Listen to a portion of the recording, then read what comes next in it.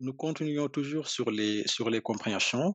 Nous avons parlé des compréhensions de listes, on peut passer, maintenant aux compréhensions de dictionnaire.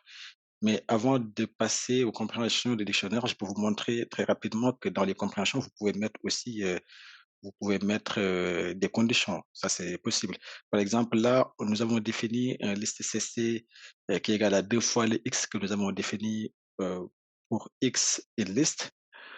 On peut aussi dire, heu, hem, if X, par exemple, est inférieur à, hem, ou égal à 5 par exemple. Ça, c'est possible. Donc et si on le fait, il va s'arrêter que pour les X qui sont inférieurs à 5. Donc il va prendre 0, 1, 2, 3, 4, 5. À chaque fois, il va multiplier par 2, mais il va s'arrêter, dès que X est supérieur à 5. Donc il va prendre 0 multiplié par 0, ça fait 0, par 2, ça fait 0.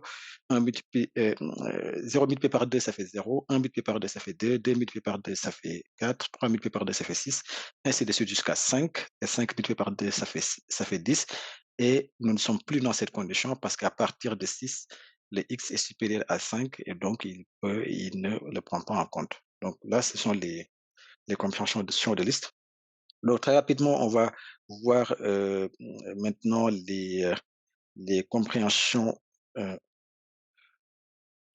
les compréhensions de, hem, c'est quoi la prochaine? Les compréhensions de dictionnaire, donc de dictionnaire. Je vais vous donner, une liste qui est égale à qui va prendre des chaînes de caractères, par exemple, avec des noms. Heu, je mets Awa, Elhadj,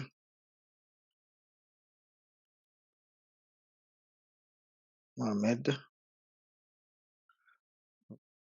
comme ça. Je vais mettre, Jean et je vais essayer de mettre quelque chose de, heu, voilà, on peut s'arrêter là, c'est juste en guise d'exemple. Donc je crée cette liste. Maintenant, je vais définir un dictionnaire à partir de cette liste. Donc je vais, l'appeler, heu, mon dico comme ça, OK, égal. Donc je mets les accolades.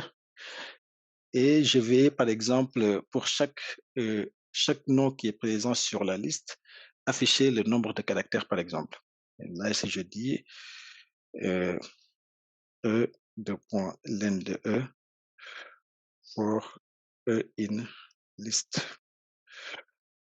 Donc j'affiche mon dictionnaire, on va voir. Là, il nous crée bien un dictionnaire qui contient les différents éléments qui sont sur la liste et pour chaque élément, il affiche le nombre de caractères, qui l'ont défini. Par exemple, si je vois Awa, c'est 3 lettres, Elhadj, c'est 6 lettres, Mohamed, c'est 8 lettres, Jean, c'est 4 lettres. Donc vraiment, une compréhension, c'est un outil qui est très puissant, qui peut nous permettre d'aller très vite dans la création, soit, d'une nouvelle liste ou d'un nouveau dictionnaire ou d'un nouveau, tuple ou d'un nouveau set. Très bien, heu, hem, qu'est-ce que je peux vous d'ailleurs, je peux faire quelque chose, je peux, décider juste, de créer un nouveau dictionnaire à partir du dictionnaire que nous avons là, mais en inversant. C'est-à-dire, au lieu de prendre, le nom et le nombre de lettres, j'inverse. À chaque fois, je mets le nombre de lettres et je mets, le nom après. Donc, je vais l'appeler, new deco, OK, qui est égal à, donc je mets les accolades, je mets K de point V for, donc j'inverse maintenant, VK in, donc modico point items. Items, si vous vous rappelez bien, nous l'avons déjà vu. Et si j'affiche donc le new deco,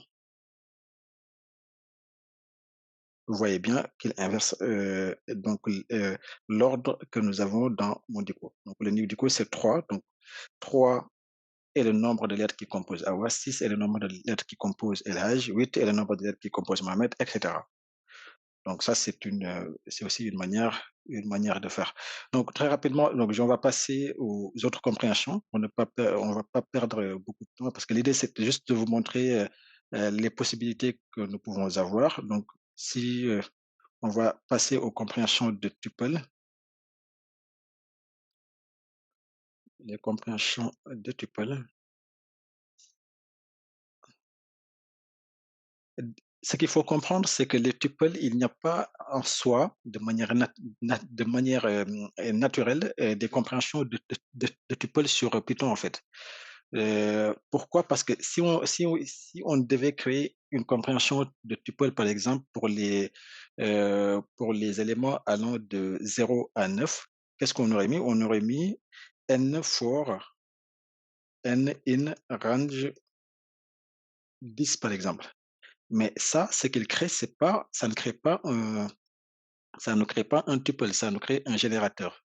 Et les générateurs, peut-être, nous aurons peut-être l'occasion de les voir plus tard. C'est plus dans la gestion de la mémoire de l'ordinateur. Au lieu de créer chaque élément et de le stocker dans une mémoire propre, on crée toute la liste d'un seul coup, donc tous les éléments d'un seul coup, et ils sont stockés sur la même partie. Donc c'est plus dans la gestion du mémoire en fait.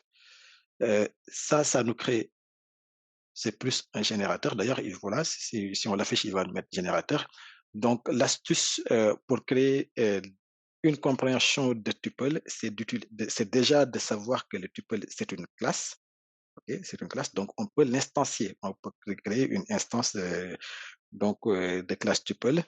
Et en quoi faisant, donc si je mets tuple, donc maintenant, ensuite je fais le générateur n for n in range 10.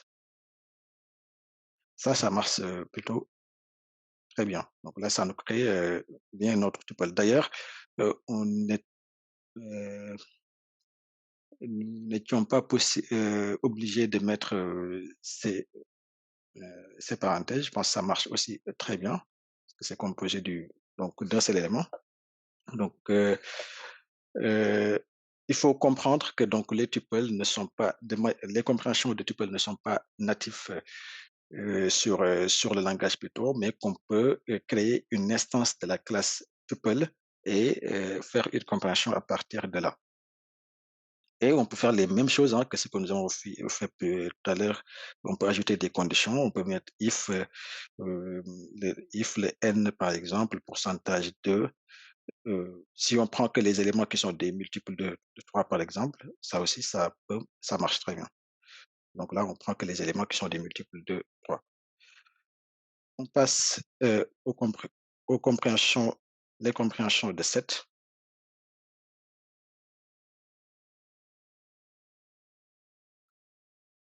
Là aussi, c'est pareil. Donc, si je mets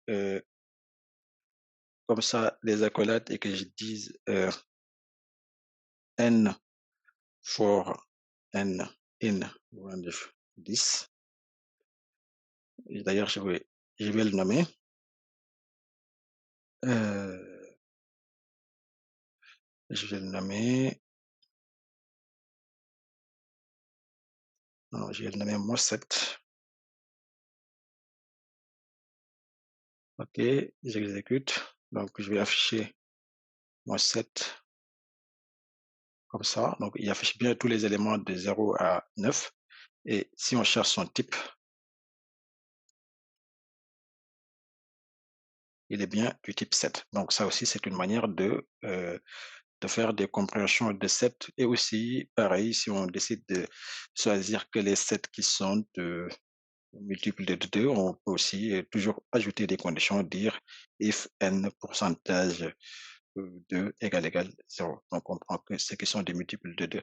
D'ailleurs, on peut afficher ici de 1 à 10 pour ne pas prendre les zéros. Et là, il m'affiche 2, 4, 6, 8. Donc, ils sont les nombres pairs compris donc, entre 0 et 10. Sur le range, je veux dire. Très bien. Donc, je pense qu'on a pu, si je reviens Au PowerPoint, nous avons pu voir les listes en compréhension, les dictionnaires en compréhension, les tuples en compréhension en utilisant l'instance d'une classe tuple et aussi les sets en compréhension. C'était tout pour cette vidéo. Dans le prochain cours, nous allons voir les fonctions. Merci et à la prochaine.